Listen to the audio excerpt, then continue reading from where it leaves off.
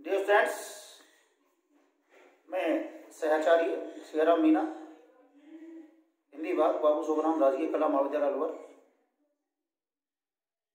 Video recording के माध्यम से व्याख्यान देने के लिए आपके समक्ष पुनः उपस्थित हूँ। B part first Hindi literature, general Hindi.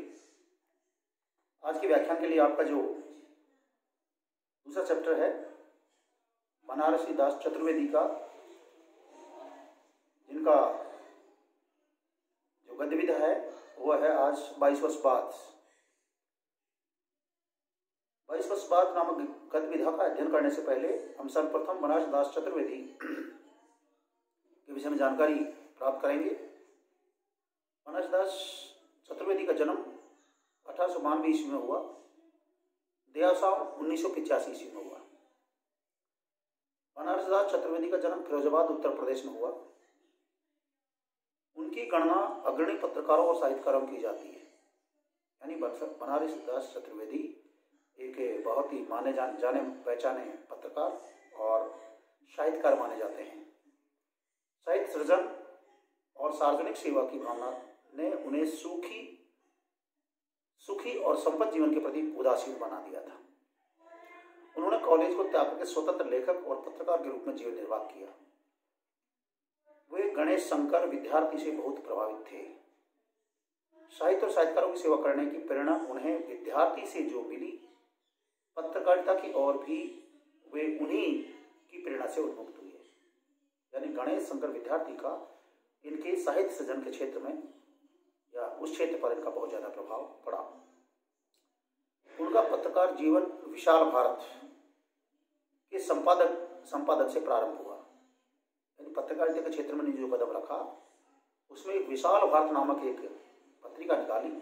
उसके संपादन करने के साथ ही इनकी पत्रकारिता की कार्य प्रगति आगे हुई। इस पत्र के संपादन के दौरान उनका परिचय अनेक साहित्यकारों तथा नेताओं से हुआ। उन्होंने प्रवासी भारतीयों की समस्या का निराकरण करने में विशेष रुचि ली। उन्होंने विशाल भारत को एक साहित्यिक पत्रकारिता के साथ सामान्य जानकारी से परिपूर्ण मासिक बना दिया था। विशाल भारत छोड़ने के बाद उन्होंने टीकमगढ़ से मधुकर का संपादन प्रारंभ किया।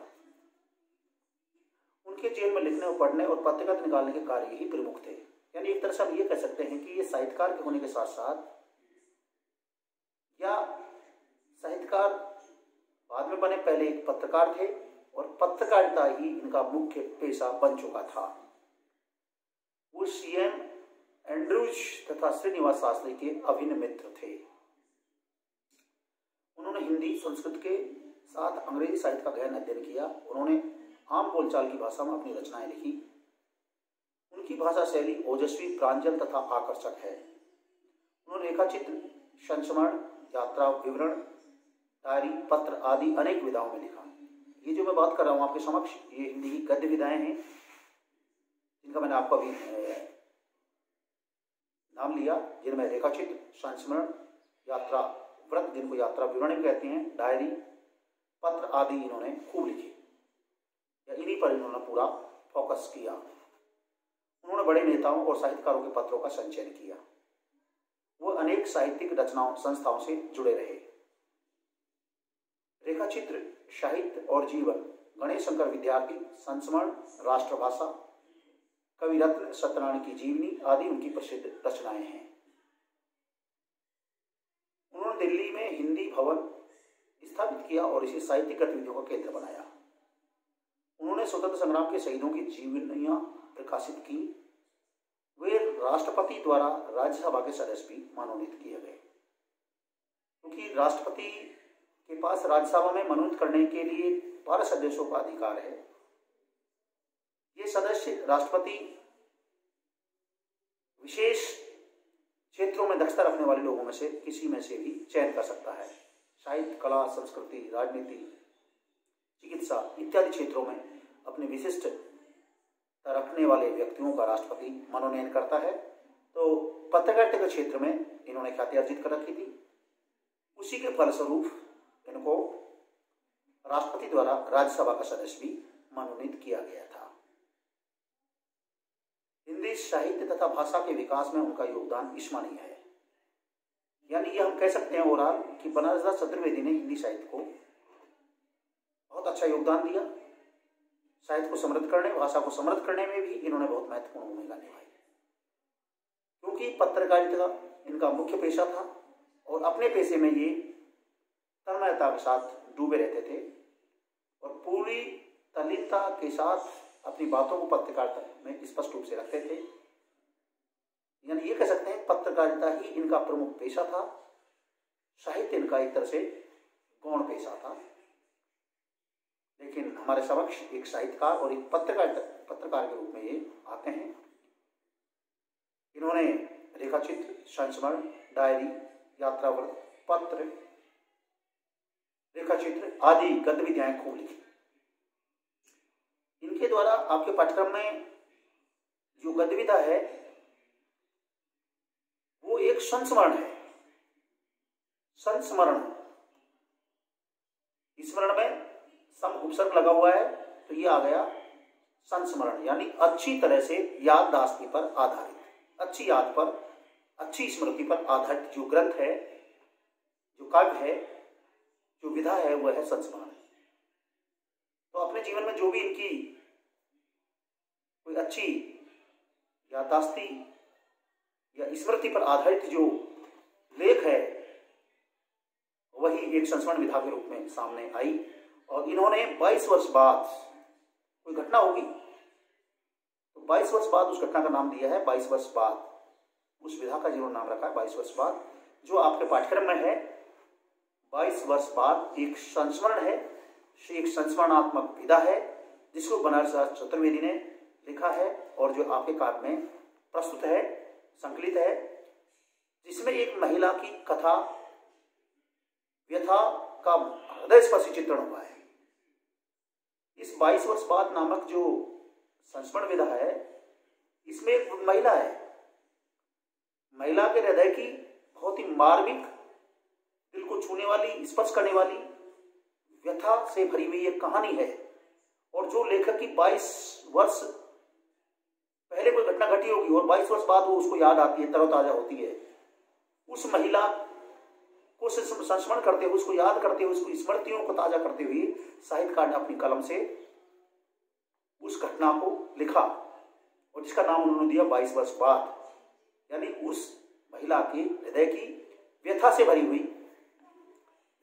हुई कहानी है। 2 बच्चों की मां जगरानी 22 वर्ष पहले बिछड़े अपने पति से मिलने फिजी जाती है। अब कहानी क्या है इसमें? जो एक महिला है वो 2 बच्चों की मां है, उसका नाम है जगरानी। 22 वर्ष पहले वो अपने पति से बिछड़ चुकी है, अलग हो चुकी है और पति से 22 वर्ष बाद मिलने के लिए वो फिजी जाती है। फिजी को एक स्थान है, वहां पर जाती है। तो क्या होता है, जिसे भेजने की व्यवस्था कलकत्ता में चतुर्वेदी जी करते हैं। देखिए चतुर्वेदी जी ने उस व्यक्ति के हृदय की व्यथा को समझ करके कि ये औरत अपने पति से विलग है, दूर है, इसलिए इसका हृदय पूर्णतः व्यथित है, अतः ये बनारस दास चतुर्वेदी जी इस महिला की व्यथा भरी कहानी को सुनकर के उस महिला को उसके पति जो फिजी में रहते हैं उनसे मिलवाने की व्यवस्था करते हैं या भेजने की व्यवस्था करते हैं, पैसे की व्यवस्था करते हैं, वहां तक पहुंचाने की व्यवस्था करते हैं। क्यों करते हैं? क्योंकि साहित्यकार ने उस महिला के हृदय की व्यथा को समझा है, उसको समझ करके, उसको भाप करके ही साहित्यकार ने ऐसा कदम उठाया है जिसे भेजने की व्यवस्था कलकत्ता में चतुर्वेदी कर देते हैं। वे इस गरीब महिला की वेदना को समझते हैं, यानी इस गरीब महिला की वेदना को ये समझते हैं कि ये अपने पति से प्यार करती है, प्रेम करती है, इसके 2 बच्चे हैं, लेकिन इसके पास इतने पैसे नहीं हैं कि ये अपने मन की पीड़ा जाकर वहां तक पहुंचा सके जहां इनके पति निवास करते हैं, यानी फिजी में। तो ये उस गरीब महिला की दर्द भरी व्यथा को सुनकर के, करुणा भरी दर्द व्यथा को सुनकर के उसे फिजी तक पहुंचाने की कलकत्ता में व्यवस्था करते हैं कि कलकत्ता से वे कैसे अपने पति तक पहुंचे इसकी व्यवस्था बनारसदास चतुर्वेदी जी करते हैं और वो इस गरीब महिला को अच्छी तरह से जानते हैं, समझते हैं, उसके हृदय की वेदना को समझते हैं तथा वीजा आदि की औपचारिकताएं पूरी कराते हैं। भाई वीजा के बिना दूसरे देश में जा नहीं सकते, इसलिए बनारसदास चतुर्वेदी जी ने इस महिला के लिए वीजा तक बनवाया और वीजा बना करके इनको अपने पति जो कि 22 वर्ष पहले से इनसे अलग रह रहा था फिजी में, तो वहां पहुंचाने की व्यवस्था करते हैं। सारी औपचारिकताएं पूरी करते हैं, करने में पूरा सहयोग करते हैं। यह पूरा संस्मरण पाठ हृदय को विकलित कर देता है। अर्थात ये जो पूरी घटना है ये साहित्यकार की याददाश्त पर आधारित है।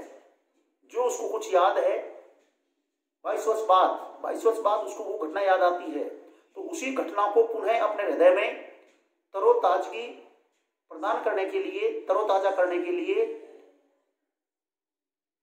उसको अपनी कलम से, अपनी लेखनी से उकेरता है, उकेर करके एक विधा का रूप देता है और वह विधा संस्मरण विधा बन जाती है, संस्मरण के रूप में हमारे सामने प्रस्तुत होती है, जिसका साहित्यकार ने नाम दिया है 22 वर्ष बाद। यह 22 वर्ष बाद नामक जो संस्मरणात्मक विधा है, यह एक महिला की बहुत ही करुणात्मक, हृदय की व्यथा भरी कहानी है, जिसका साहित्यकार ने बहुत ही हमारे समक्ष वर्ग स्पर्शी शैली में व्यक्त किया है। आप आज के व्याख्यान में इतना ही। आप सभी को प्रोफेसर SR मीना की ओर से बहुत बहुत बधाई, धन्यवाद।